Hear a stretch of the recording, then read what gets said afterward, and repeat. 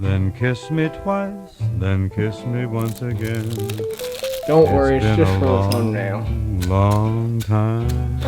I'm told now the rest is bullshit. For information, ask Your Heart Association. Yes, it really has been such a long time. My name is Braxton Haugen, and this video is an introduction to me and my work. I believe a writer should write and try to keep to themselves when off the page, but I want to have something here that puts in context what has been a chapter long in passing between the movies I made on YouTube and my first collection of visual writings on TikTok. Most likely I will jump around, so as good a place as any to start this story is at the beginning. I was born April 21st, 2000, and grew up in a small town with a big river. Childhood, coming of age, they were the subjects of the home movies. Ready. And what is this for? The movie. 2 volumes of short films I produced on this channel from 2017 to 2019. Those 50 stories, they were the continuation of the home videos that captured my youth on tape. Okay, now you can stop. Right now? Yeah. Why? Are you done? The intro's done. The intro's done? Yeah. Okay, say stay tuned. Stay tuned. As a kid, the camera was what made telling stories accessible, but it wasn't the initial spark. The dream of books and a vision to live in them by reading and writing them, that romantic idea was planted very early. Growing up, I struggled with dyslexia, and this innate draw I had to putting my stories down in writing was something that carried with it a lot to overcome.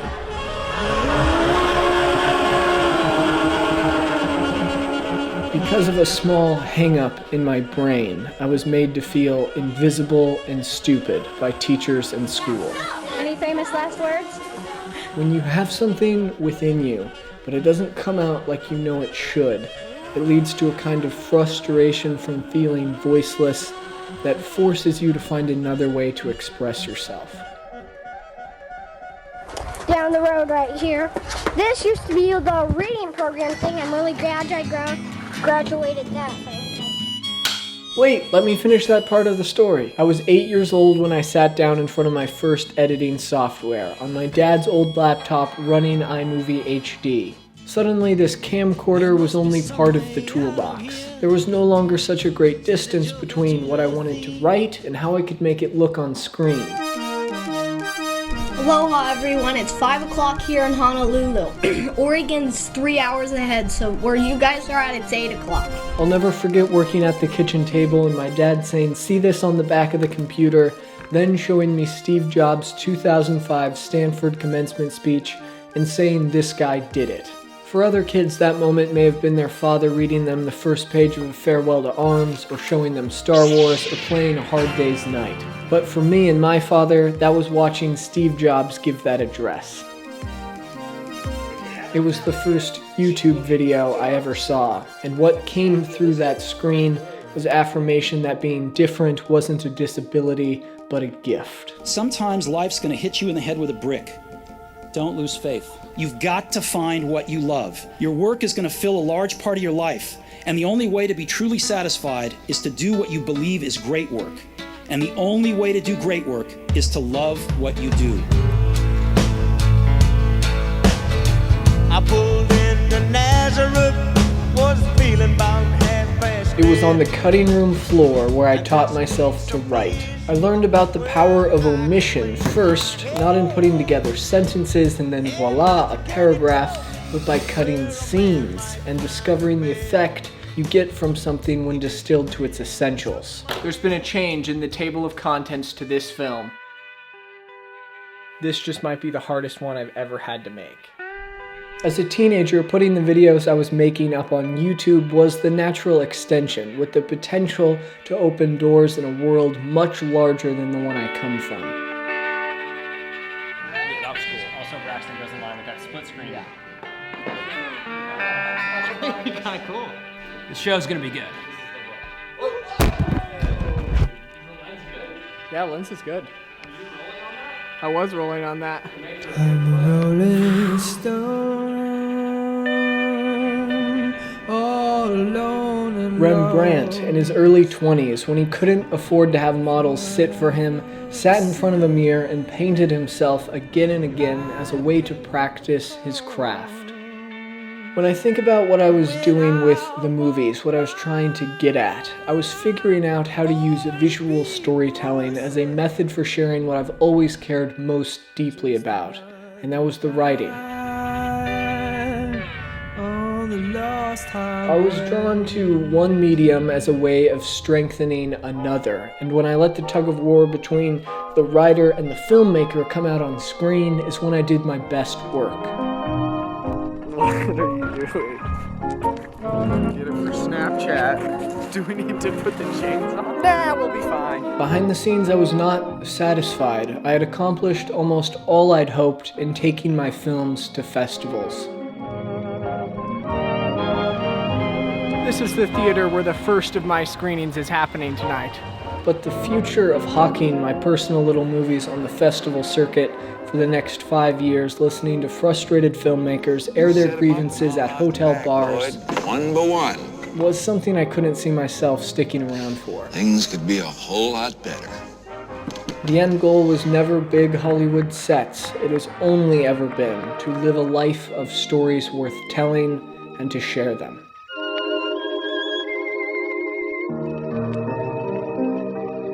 As the road with the home movies was nearing its end, so too was the one I'd started down in school. I had begun to feel a sense of closure in what I had made, and a desire to push further out from where I was, a sense I'd taken my stories in that medium as far as I could so as to be free of it.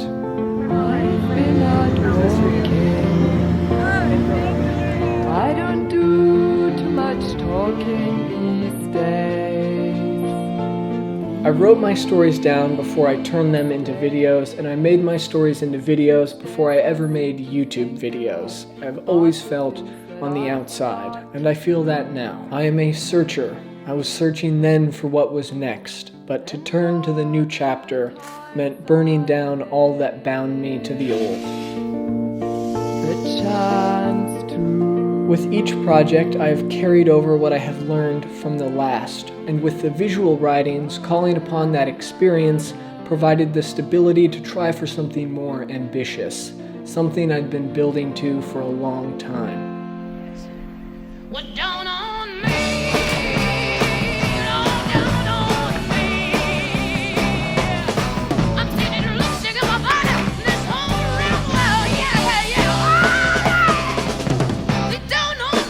TikTok tapes took me 93 days to write and publish and 10 years to prepare for.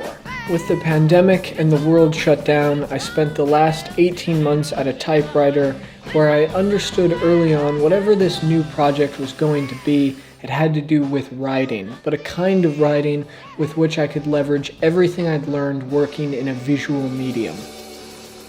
I began developing the idea in earnest on my 21st birthday, and when summer came around, I was ready to roll up my sleeves and step into the arena. For the next 3 months, I focused all of my energies on coming to the blank page each morning, and by the end of the day, had something new to publish. Out of that season of devotion came a collection of short stories, letters, sketches, and a first-of-its-kind novella, all written and released in real time.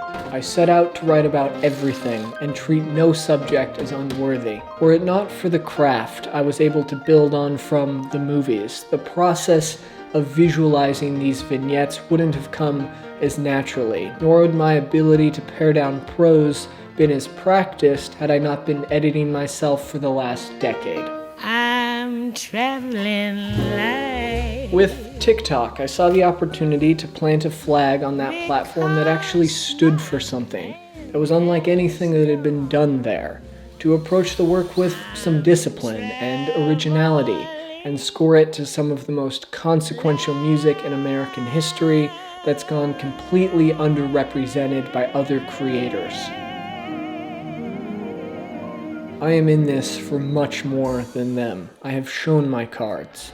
And while we may all sit at the same table, we are playing a very different game. Didn't hear what the bet was. your life? There is a cost to telling real stories. It is cutting a part of yourself off and giving it to an audience you never get back. You can only carve for so long before you're down to bone. It's a lonesome thing. I was set on this path long before I had any control over it. My two earliest and deepest passions have followed me through life in a way that have come to define me. It has always made answering the question of who I want to be instinctual and everything else much harder. I'm trying to find where a most ancient of vocations has a place in this age of pixels. I have many more stories I want to write and new ways of sharing them. I am out to show that the story of us can be transcribed in our time, both on the page and on the platforms where the whole world is watching. As soon as he turned 1, he started getting independent. He wants to do his own thing all the time, and now he's going to go to the video camera. Braxton, come on! Yeah.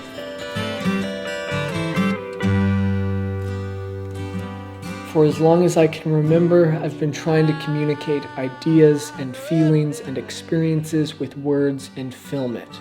It has been the through line in all I have made. It is the part of me most brightly lit.